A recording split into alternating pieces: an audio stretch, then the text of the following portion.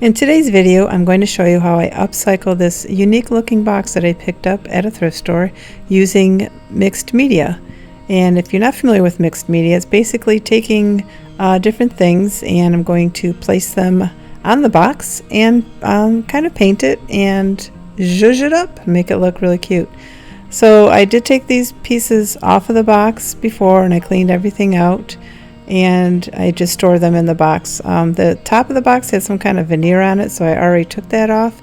And here I'm just putting a spray inside. It's called a cleansing spray has a bunch of different essential oils in it, kind of just to get the vibe, the old vibe of it off. I do this with all my thrift store finds. I either spray it, or if it's a material like clothing or anything, I will wash it. So here I'm going to try and figure out, if I want to put these things back on. And what I end up doing is I put these lines back on the front. I just take the little nails that came with it and I'm just going to hammer them back in.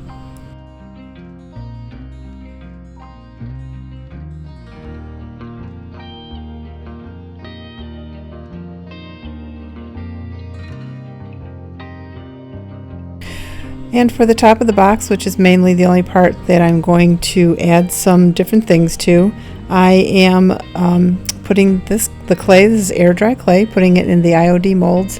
And I'm going to use a couple of various molds. I have butterflies, and then I believe I use some feathers and other pieces.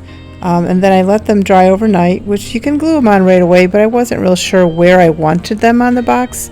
So I just let them dry flat, and then I can glue them on after they've been dried.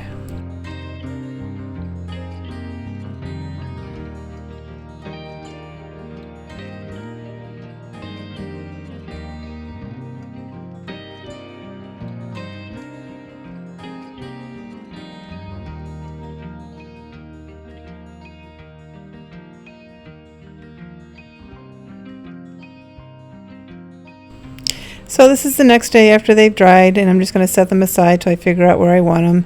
But then I decided that I did want something a little bit more prominent in the middle. So this one is still wet, but I know I want it in the middle and where I want it, so I'm just going to go ahead and glue it directly onto the box. And then I add these little corner pieces that I made as well to give a little embellishment to the box. And then I just start adding things. So this was, it was an angel pin that was like a baseball angel pin. So I took off the baseball cap and it had a glove and a ball hanging on it as well. So I'm just going to go ahead and take these off. And then basically I'm just going to start laying things out how I think I might want them on here before I go ahead and glue everything on.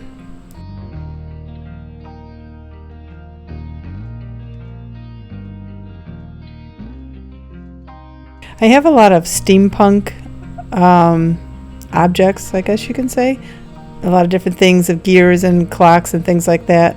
And I'll go ahead and link that below in the description box in case you are interested in looking at those and purchasing those yourself.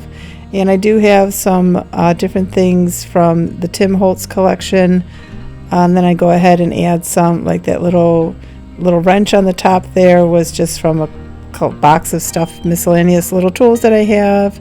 And yeah, just go through and you have these doilies and anything that just kind of interests you, just you can go ahead and just lay it out and see what you like.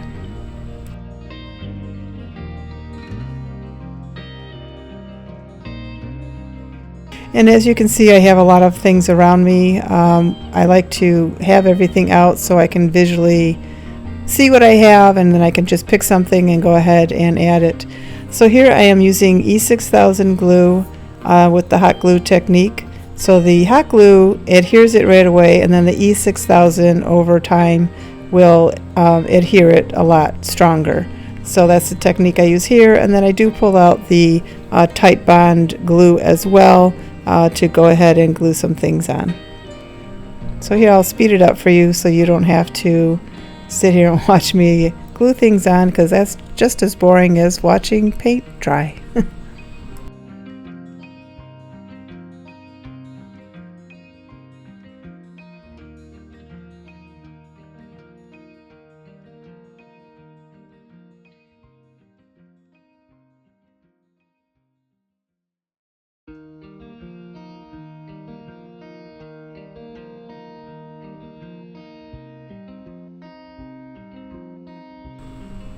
So this hot air balloon is like a puffy sticker.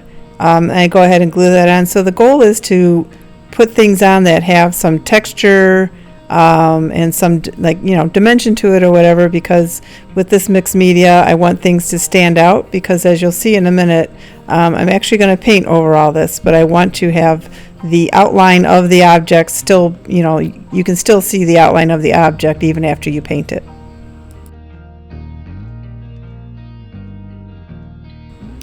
So now that I have all the pieces glued on there that I want, I'm going to go over it all with this black chalk paint. You can use any color that you want. This is basically going to be the base color, excuse me.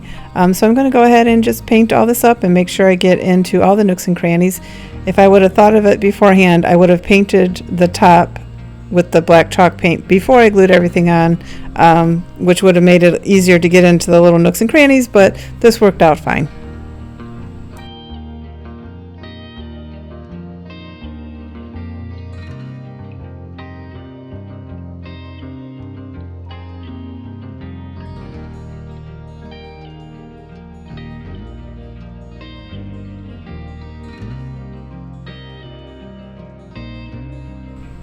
And once I get everything painted black, I'm going to go ahead and hit it with the heat gun to dry it. I do get that green bead in the middle at some point, so it does not stick out.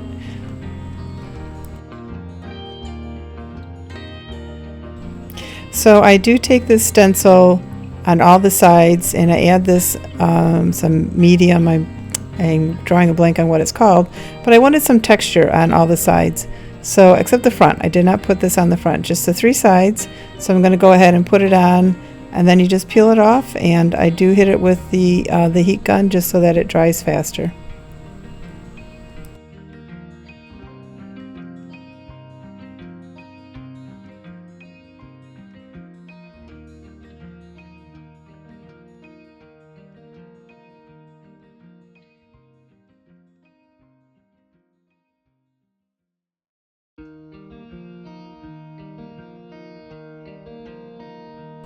So after I added the stencil to the 3 sides, I'm just going to go ahead and paint everything with the black chalk paint.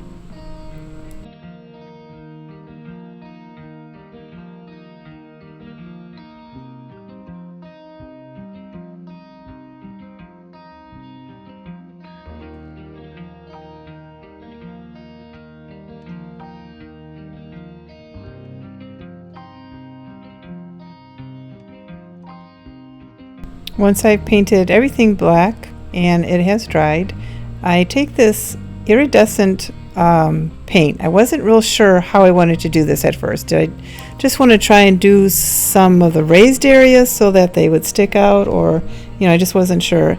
And it's a really cool paint. So as you can see, it's white, but then as it goes on in the light, it looks purple. So I'm like, well, this looks really cool. So I decided just to do the whole thing with it. And the other interesting thing too is, depending on the light, sometimes it turns green. So I thought this would be really cool, especially on the top, as you'll see later how it turned out. Because I really like, again, how it changes with the color of the light. I can leave this out year round. I can have it for Halloween. So I think it really brought out the different textures that are in the box and the different objects that I have on top. So I will go ahead and speed through this, so again you don't have to watch the whole thing, watch paint dry, but you'll definitely want to see how the top turned out, because it was pretty cool.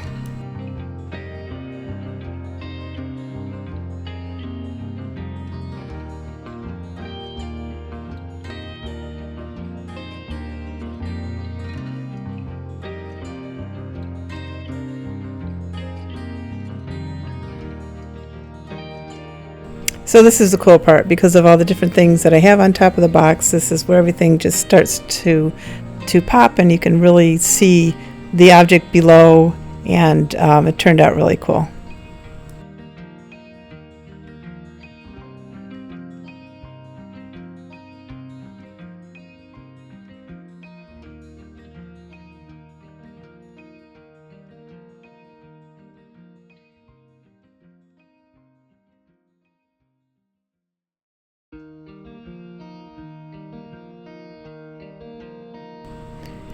So then I decided to take these, I have this pink glitter, it's like, larger glitter, and I'm going to go ahead and put that on in various places using Mod Podge to glue it on. So I'm just going to strategically place them here and there, and this takes a bit of time, but it turned out really cool because you'll see in the end, but it makes it sparkle more, and the colors match. It's a little bit more of a pink color, but again, it throws some sparkle onto the box and it makes it glint and look really cool.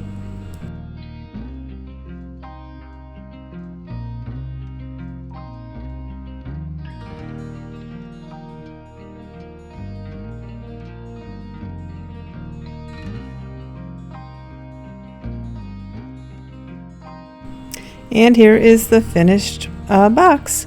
So as I said, the colors change a little bit from purple to green depending on the angle of the light. So I think it turned out really cool. I like the added glitter that I put on there, even though it was a little tedious and took some time. But I think it turned out really cool. As I said, I can keep this out year round. It'll look really nice, with my Halloween decor, and I love it.